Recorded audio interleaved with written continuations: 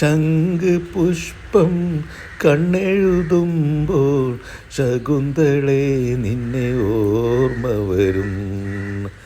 നമ്മൾ പാട്ടിലൂടെ ഈ കേട്ട ആ ശംഖുപുഷ്പമാണ് നമ്മൾ ഈ കാണുന്നത്.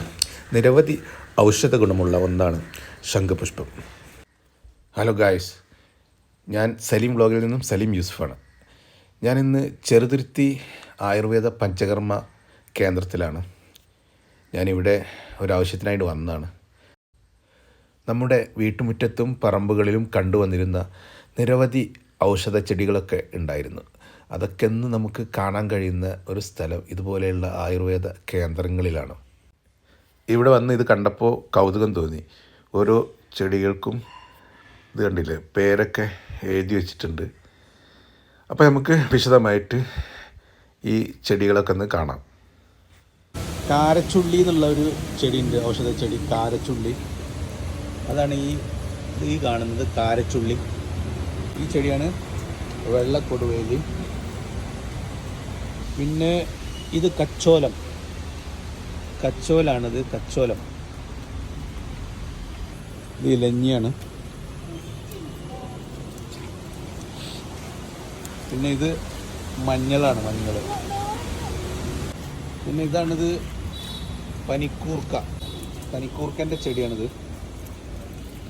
കാഞ്ഞിരാണിത്, കാഞ്ഞിരം. പക്ഷെ കാഞ്ഞിരം ചെറിയ തൈയാണ്. കാഞ്ഞിരമൊക്കെ നമ്മൾ വലിയ മരമേ കണ്ടിട്ടുള്ളൂ. പിന്നെ ഇവിടെ ഒരു ചെടിയുണ്ട്. ഈ ചെടീൻ്റെ പേര് കേട്ടാൽ നമ്മൾ പെട്ടെന്നിനൊന്ന് സ്തംഭിച്ചു പോകും. കാരണം അങ്ങനത്തെ ഒരു പേരാണ്. ശവം നാറി എന്നാണ് ഈ ചെടീൻ്റെ പേര്. നമുക്ക് പേര് കേട്ടാൽ അത്ഭുതപ്പെടില്ല. ഇതാണ് ശതാവരി കിഴങ്ങൊക്കെ അല്ലേ, അപ്പോൾ ആ ശതാവരി ചെടിയാണിത്. പിന്നെ സിലോൺ മുല്ല.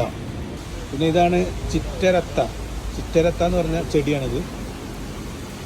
നമ്മൾ ശംഖുപുഷ്പം എന്നൊക്കെ പാട്ടുകളിൽ കേട്ടിട്ടുള്ളൂ. ഇതാണ് ശംഖുപുഷ്പം എന്ന് പറയുന്ന ആ ചെടി. ഇതാണ്, പൂവൊന്നും ഇട്ടിട്ടില്ല. അതുപോലെ തന്നെ നമ്മൾ വാദം കൊല്ലി എന്നൊക്കെ കേട്ടിട്ടുണ്ട്. പഴയ ആൾക്കാർക്കൊക്കെ അറിയാം വാദം കൊല്ലി എന്ന ഔഷധ ചെടി. അതാണ് ഈ കാണുന്നത്. പിന്നെ അനീഴം ഇലഞ്ഞിയാണത്. അനീഴം ഇലഞ്ഞി, വിശാഖം വയ്യങ്കത, ചിത്തിര കൂവളം, മകയിരം കരിങ്ങാലി, കാർത്തിക അത്തി, ഭരണി നെല്ലി. പിന്നെ ഓരില എന്ന് പറഞ്ഞ ഒരു ചെടിയാണ് ആ കാണുന്നത്. കുറച്ച് ചെടികൾ ഇവിടെ നക്ഷത്രവുമായിട്ട് ബന്ധപ്പെടുത്തിയിട്ടാണുള്ളത്. അതെന്തുകൊണ്ടാണ് നക്ഷത്രവുമായിട്ട് ഈ ചെടികൾക്ക് പേര് വരാൻ കാരണം എന്നുള്ളത് ഞാൻ അന്വേഷിച്ചിട്ട് പറയാം.